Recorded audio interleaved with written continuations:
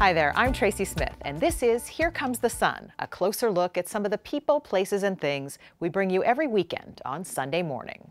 Last year, David Martin met with the only living Medal of Honor recipient from World War II, Hershel Woody Williams. Williams died this June at the age of 98, so we decided to re-air the original story of this remarkable man.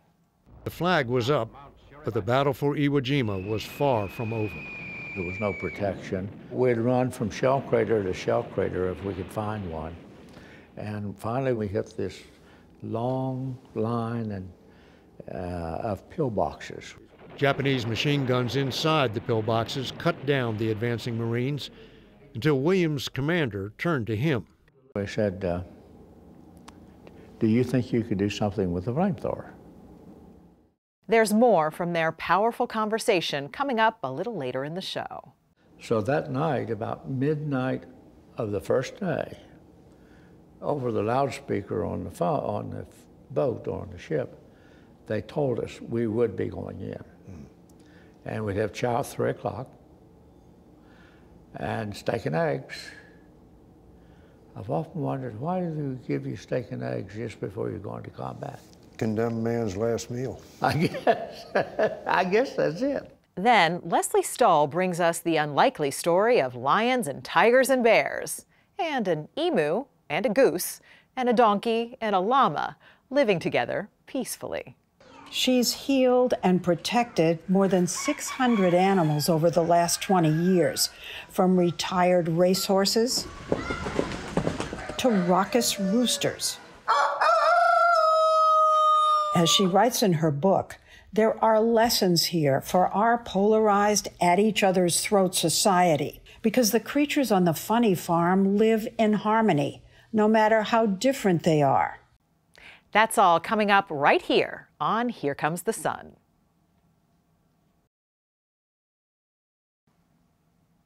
His was a long life of service, from fighting on the battlefield to honoring his fellow veterans off of it. Hershel Woody Williams died in June at the age of 98.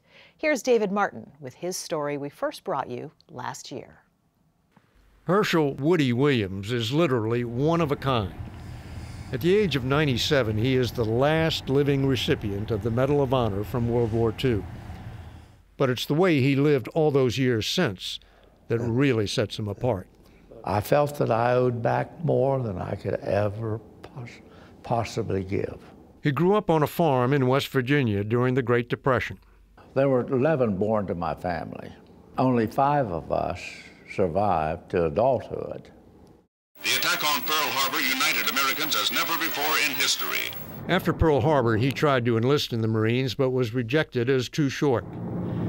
When the Marines started taking horrendous casualties fighting the Japanese across the Pacific, the height limit was eased, and he ended up a Marine.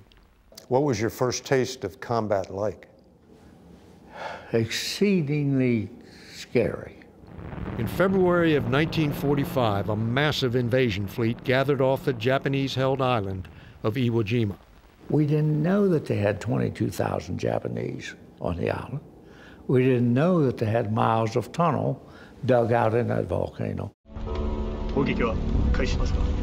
As depicted in the movie Letters from Iwo Jima, the Japanese held their fire until after the Marines had landed and then turned the beach into a slaughterhouse.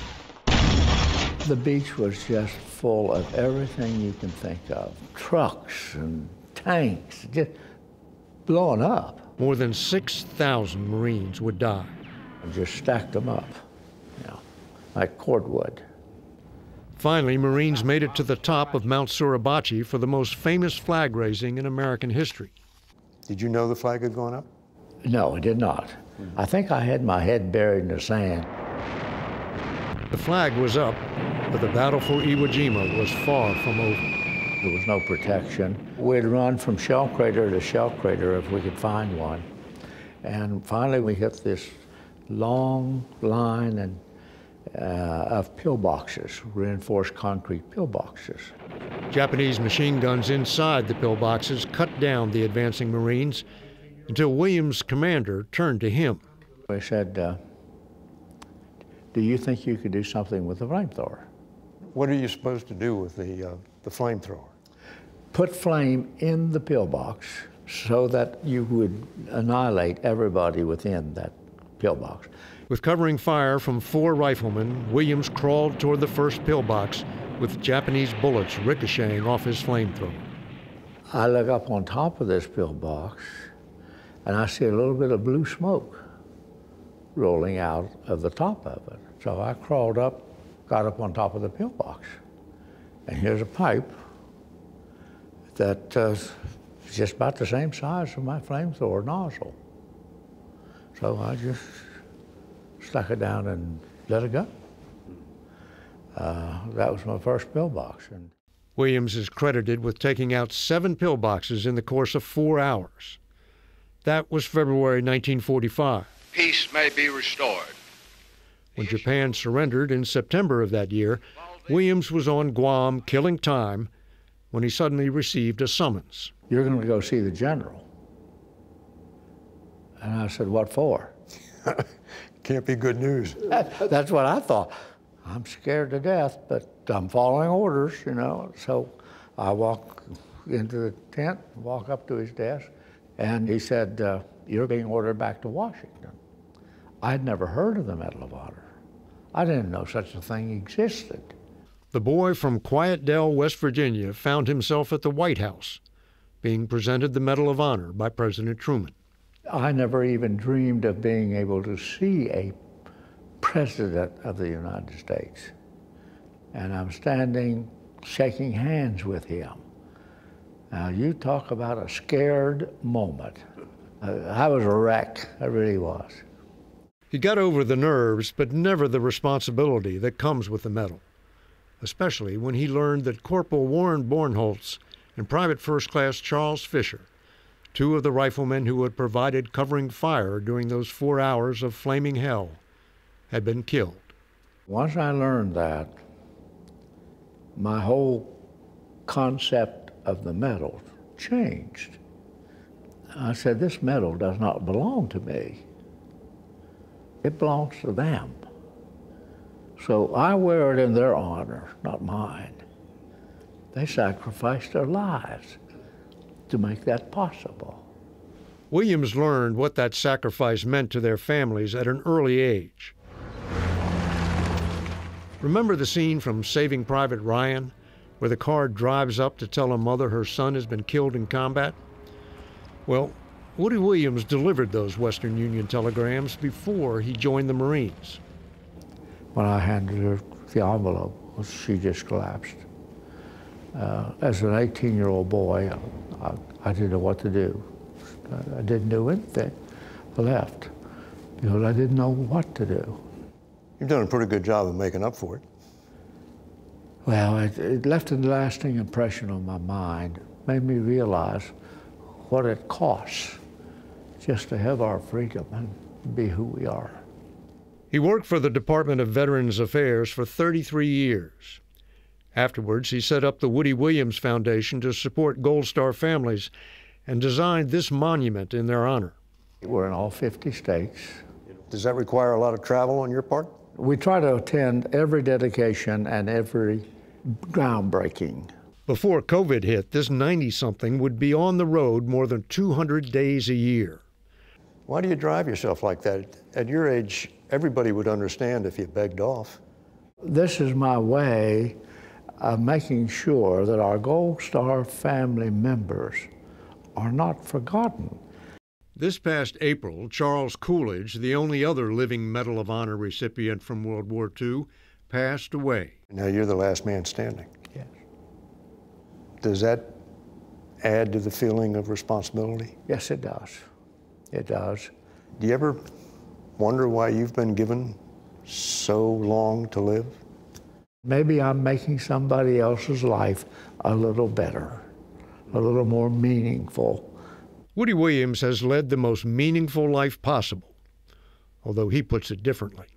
I'm just absolutely the most fortunate person you could lay your eyes on.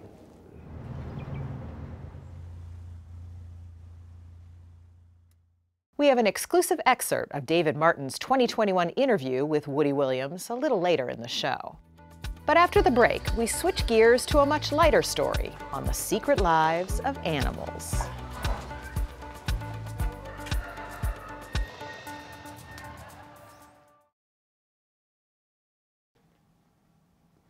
It's an idyllic society where all shapes and sizes live in harmony. Sound like fiction? Lesley Stahl takes us to a New Jersey farm where some furry friends prove otherwise. In the leafy pine barrens of southern New Jersey lies a very different kind of farm. So for those people who have never been here, never even heard of the funny farm, how would you describe it? I say heaven on earth, especially for animals and for people, because when you walk through the gates, you can feel the inner peace and harmony because they all get along here. They do. It's kind of astonishing. The Astonishing Funny Farm, a not-for-profit animal sanctuary open to the public 2 days a week, was created by New Jersey's own Dr. Doolittle, Laurie Zaleski. We have a mommy sheep and a baby sheep. This is basically a farm for rescued animals. Most of them, were they abused? Abused, unwanted, neglected, elderly, disabled. Every single animal here is a rescue. So you've been healing them as well as protecting them? Yes. She's healed and protected more than 600 animals over the last 20 years, from retired racehorses to raucous roosters. We have 115 roosters. Well, no wonder it's so noisy around It is very here. noisy. Listen, you. Hey, why'd you name it Funny Farm? Why didn't you name it Heaven on Earth or whatever? So my mother had the original Funny Farm, and she said it's full of animals and fit for lunatics. The people are the lunatics. As she writes in her book, there are lessons here for our polarized, at-each-other's-throat society, because the creatures on the Funny Farm live in harmony, no matter how different they are. It's not quite the biblical tale of the lion lying down with the lamb, but as friendships go, this bond is pretty jaw-dropping. Between Emily the emu, a very large bird, and a goose named Airplane because of her wounded wings. Can you see the emu from here? Oh, yes. The emu that's and Airplane. Emily. Oh, Emily. Airplane's, oh my God, Emily look at and, that. I mean, he Just is what you glued to said. her. That goose is just always wherever she is. Look at that. Do you know why the goose loves the emu? Maybe he likes larger women. I don't know. I said, what do you I'm not really sure. I thought it's possible that she protected him at one point that we just don't know about. And he thought, you know, this is my protector and I'm going to stay with her. Zaleski introduced us to another cross-species couple. Look at how beautiful that animal is. You're very attractive. A donkey and a very kissable llama. So this is Lorenzo. This is Lorenzo. And this is and Jethro. This is Jethro. So tell us about how this friendship developed. Jethro was here with his horse that passed away. The pony died, and Jethro went into mourning. He did go into mourning, yes. This poor guy was suffering because he was so sad. Lorenzo came, and they bonded themselves. They just found each other. I mean, these two are such an odd couple. An even odder couple might be Yogi the steer and Cooper the alpaca. Look, see how he's waiting? Look, where is he? There's your buddy. He's coming out too. Wherever Yogi goes, he goes. They make an adorable pair today. But 2 years ago, Yogi's long horns ripped a hole in Cooper's side by accident. When I tried to take Cooper to the hospital, Yogi was definitely freaking out. You told me he cried. He cried. He went, "Ma!" Like, where's my... it broke my heart. It's, you know, where's my friend? Where'd you take him? Are they really missing them? Are you attributing human emotions to your animals? You're making it up. I absolutely think that they miss each other. But was it grieving?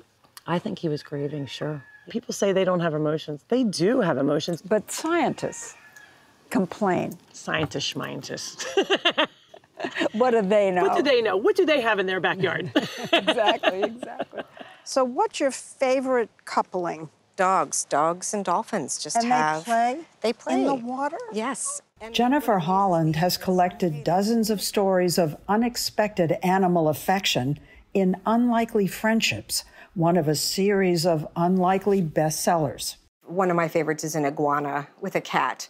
Oh. And the fact that the iguana not only would cuddle with the cat, but would let it play with his tail and lick him and share his food, those kinds of stories just really make me smile.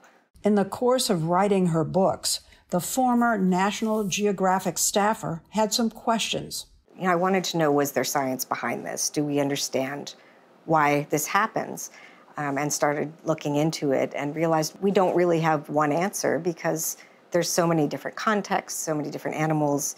It would be very difficult to do a rigorous study and explain what's happening.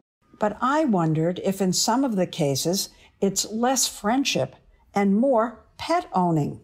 I'm thinking that gorillas are very close to us and that maybe our instinct for a little pet is instinct. I mean, if a gorilla is the way we are, we want a little kitten. Right. And part of that may be kind of a little bit of that parental instinct, just kind of that instinct to care for.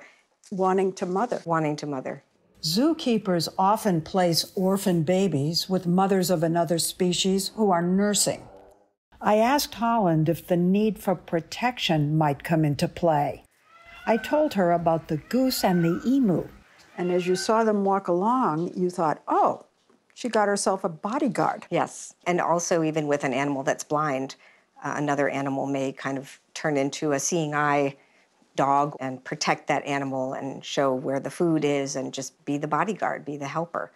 Animal altruism. I love it. And when animals meet when they're young, anything is possible. How does that song from South Pacific go? You've got to be carefully taught to hate and fear. What about the lion, tiger, and bear? Oh, my. Yes. Oh, my. Exactly. Yes. So, and they were really pals? They were pals, and these are three animals that would never meet in the wild. These three predators turned pals were found as babies in a drug dealer's basement and brought to an animal sanctuary where they became lifelong buddies.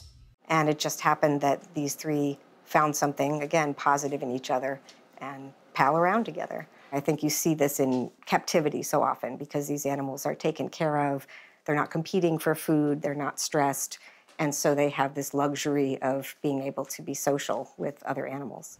Laurie Zaleski takes that, if you feed them, they won't fight theory to a whole other level.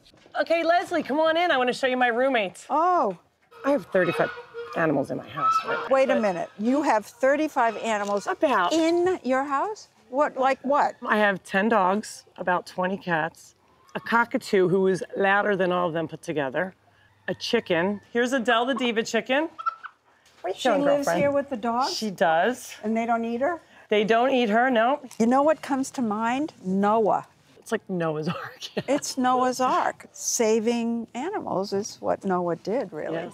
Wow. Yeah. You're biblical. I'm biblical.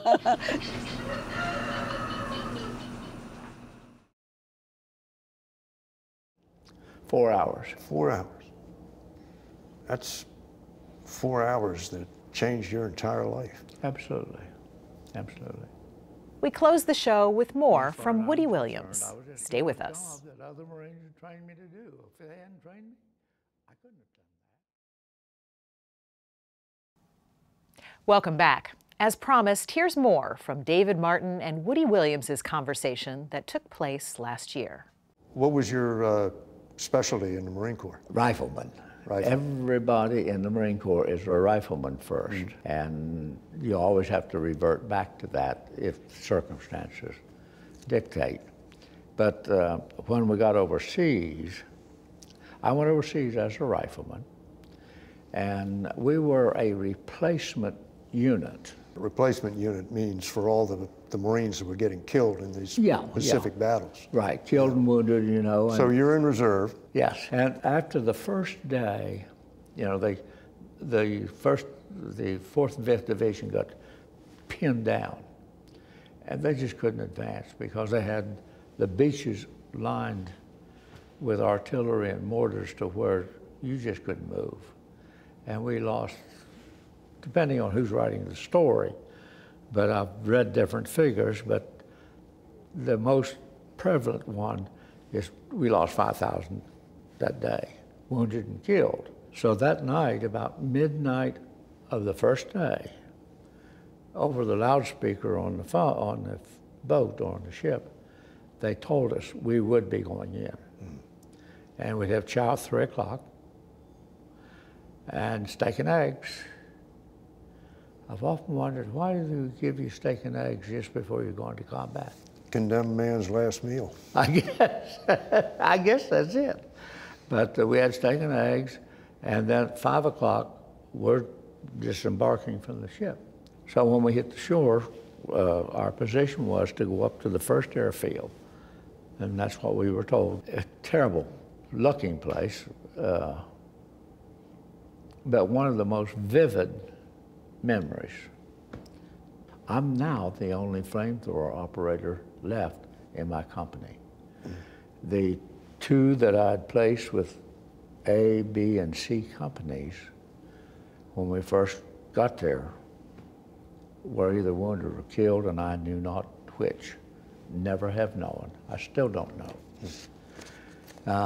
But that's the way we worked. They were riflemen. They worked in the platoon or in their squad until the platoon leader or a commanding officer said, we need a flamethrower operator to do this, or a demolition man to do this. Then they would get their material to go do that particular mission, then go back to be a rifleman again. So you're going up there with the flamethrower on you? Yes. That flamethrower, if the Japanese saw that coming, that must have made you the prime target. Yeah, and the minute you fire it, since you're using gasoline, you have black smoke. So the minute you fire it, black smoke goes out, which also pinpoints you as a target. So we trained that once you do that, move. Go in some kind of a different direction. Get out of that particular spot. So how long did this last? 4 hours. 4 hours. That's 4 hours that changed your entire life. Absolutely. Absolutely. Yeah, as far as I'm concerned, I was just doing a job that other Marines had trained me to do. If they hadn't trained me, I couldn't have done that. There's no way in the world I could have done it if other Marines hadn't trained me how to do it. You were the master blaster. Yeah, that's a good term. Yeah. Hadn't heard that, yeah. I'm Tracy Smith. Thanks for joining us. We'll see you here next time on Here Comes the Sun.